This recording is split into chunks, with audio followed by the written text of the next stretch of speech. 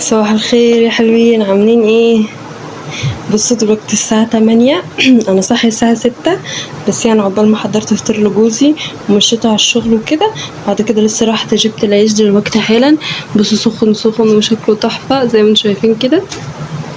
ومعايا منى اهو صاحية. رحنا جبنا العيش انا وهي، والبيت يعتبر مترتب مفيهوش حاجة.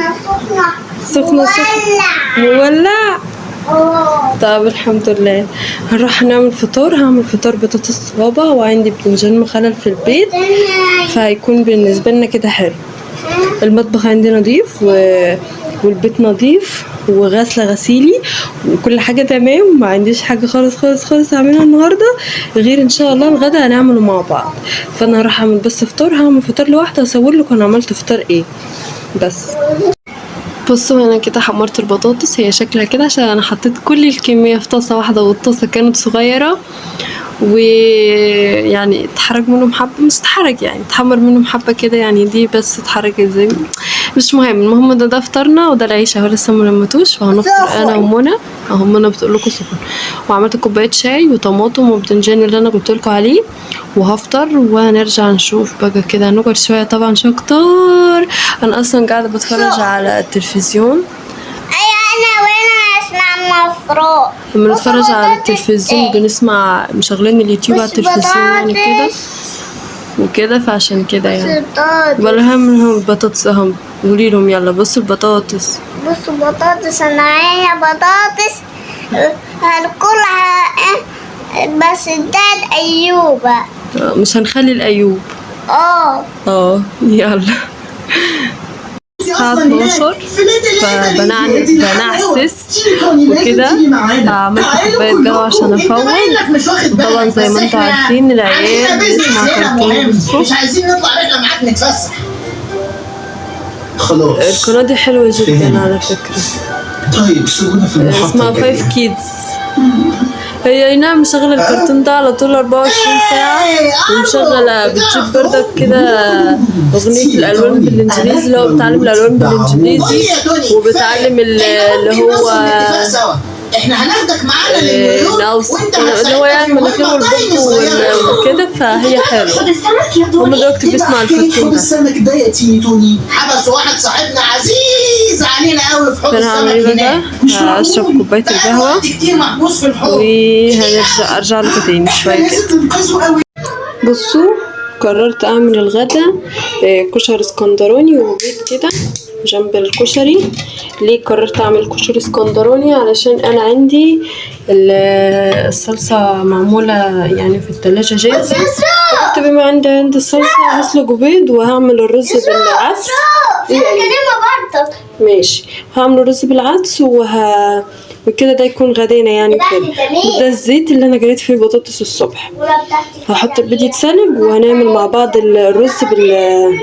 الرز بالعدس اللي هو الكشري الاسكندراني.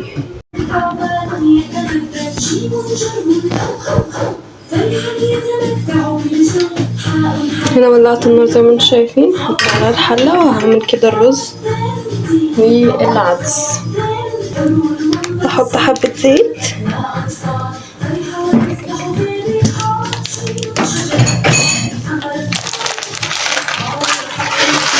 الرز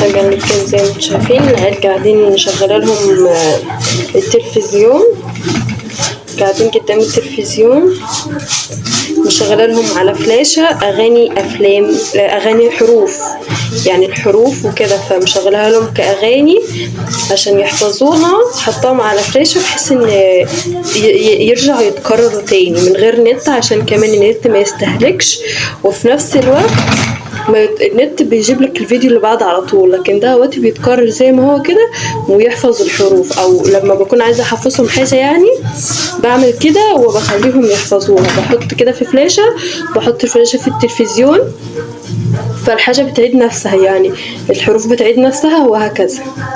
لحد ما يحفظوا الحاجة، وبعد كده ايه نقلب على الحاجة اللي بعدها. برضك لما عاوزة احفظه مثلا قرآن الفاتحة او قل هو الله احد او حاجة، بنزلها وبحطها على فلاشة وبخليها تفضل تعيد وتزيد تعيد وتزيد علشان هما يحفظوها، وفي نفس الوقت يعني كده يعيدوا ويزيدوا مع اللي بيتكلم، وبجيبها لهم على شكل كرتون علشان يحبوها. مش بنخليهم يمسكوا التليفون، ومش بقعدهم على التلفزيون كتير برضو، يعني هو بيكون وقت محدد كده، بس لما بيكون في حاجة إفادة بصراحة بخليهم يقعدوا كتير، لما بيكونوا هيستفيدوا طالما كده يعني هيستفيدوا كده. فعادي ان انا بخليهم يتفرجوا على التلفزيون بما ان هما مش هيضرهم، وكمان التلفزيون بيكون بعيد عن نظرهم، مش التليفون اللي ماسكينه في ايديهم، فده بيكون حلو. وكمان بيلهوهم عني، بيفضلوا قاعدين كده بيتفرجوا ومندمجين فيه، شوية بيندمجوا شوية بيزهقوا وهكذا. كل ما بيزهقوا بجيب لهم مثلا الحروف بشكل مختلف او حاجة تاني بشكل مختلف بحيث ان ما يزهقوش. اهو احنا بنحاول والباقي على الله. المهم هنا كده حمرت الرز كده شويه زي ما انتم شايفين، الرز الحبايه ابتدت تبقى بيضه شويه، فهنزل عليهم كده بالعدس اللي انا غسلاه طبعا. بصوا بصراحه كنت حاساها ان هي بيضه حبتين كده، فحمرتها كده حبه كمان، وهنزل عليهم ماشي يا ماما، ماشي يا حبيبتي.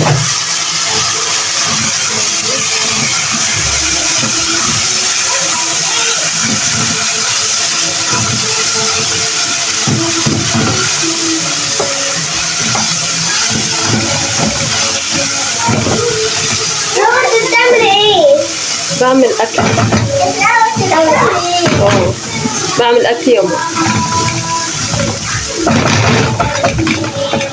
عندي طبق بصارة، يعني كنت لما عامله بصارة قبل كده اتفضى مننا فحطيته في الفريزر، فانا بصراحه هطلعه واسخنه جنب الاكل. كنا منه تمام، ما كناش منه اهو سخناه، بس هناكل منه يعني كده كده احنا بنحب البصارة كلنا وهناكل منه. ننزل كده بالمية.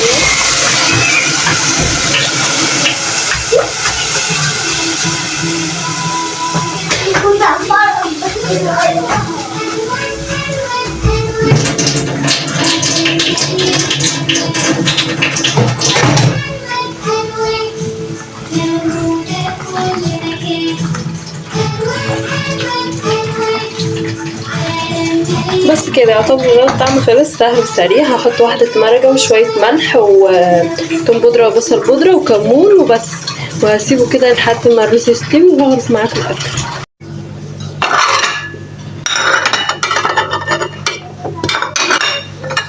واخيرا هنجهز مع بعض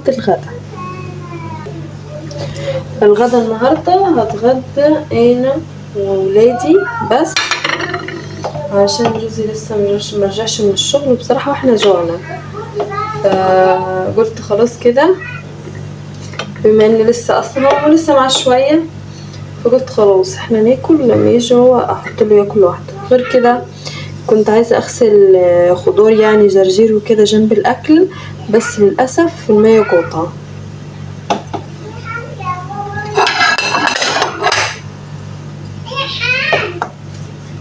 انا بغرف. بصوا الطبق ده بملاه ليا، لكن الولاد مش هملاه كله، اللي هو ده كفايه عليهم كده علشان هما مش هياكلوا كل الكميه دي اصلا. هما على فكره ما بياكلوش الاكل الا لو انا عملته بالطريقه دي، اللي هو خليت عينيهم حبه الاكل الاول بعد كده ياكلوه، لكن لو غرفته عادي بالطريقه العاديه كده مش بيرضوا ياكلوه. فاحنا طبعا احنا عارفين ان العدس مفيد وكده، فاحنا لازم بنحاول يعني ان احنا نعمل الحاجات اللي هم بيحبوها وفي نفس الوقت يعني ياكلوها، يعني مش يحبوها بالظبط، اللي هو يعني ايه، نعمل حاجات صحية بس ياكلوها، يعني حاجات صحية تتاكل مش حاجات صحية وفي الاخر ما تتاكلش.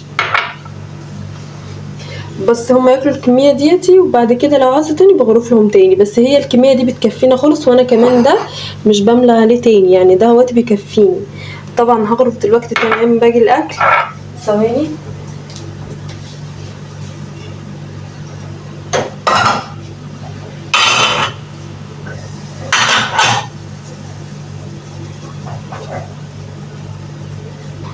بصوا انا قلت لكم ان انا عندي بصاره في الفريزر، هطلعها واسخنها وناكل. بس بصراحه لقيت عندي طبق ملوخيه من امبارح فسخنته وهحطه جنب الاكل بصراحه، وهسيب البصاره في التلاجة، مش هطلعها بصراحه.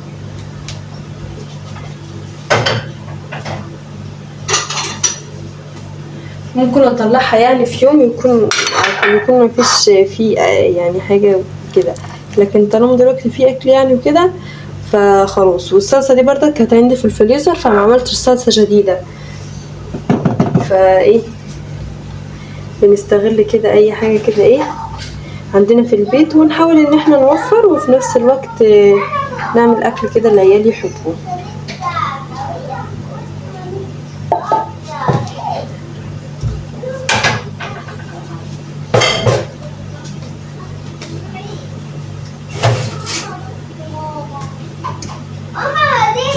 البيض بقسم نصين ليه؟ علشان انا لما بحط الواحدة سليمة احباب الله بياكلوها سليمة، فممكن تزورهم، حرام يجرى لهم حاجة. فاحنا بنحاول ايه يعني بقطعها كده على 2 علشان لما يجي ياكل.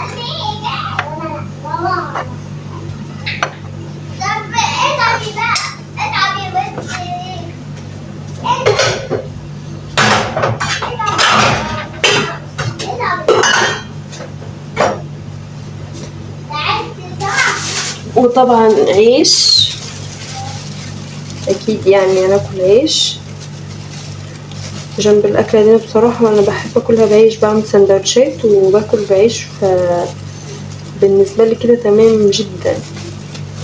استنى نطلع ده العيش اللي احنا لسه جايبينه مع بعض طبعا النهارده طازه كده وفريش، فاستنى بس احطه في صينيه الاكل.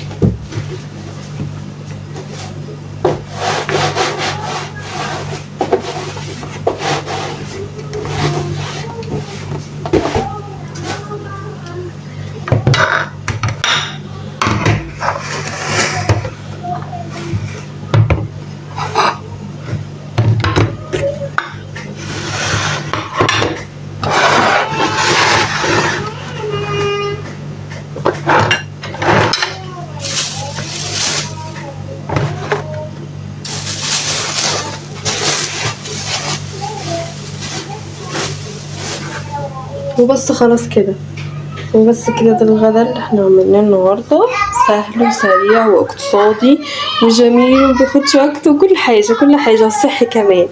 فروح ناكل نتغدى بقى ونشوف بقى ايه الدنيا. يلا باي.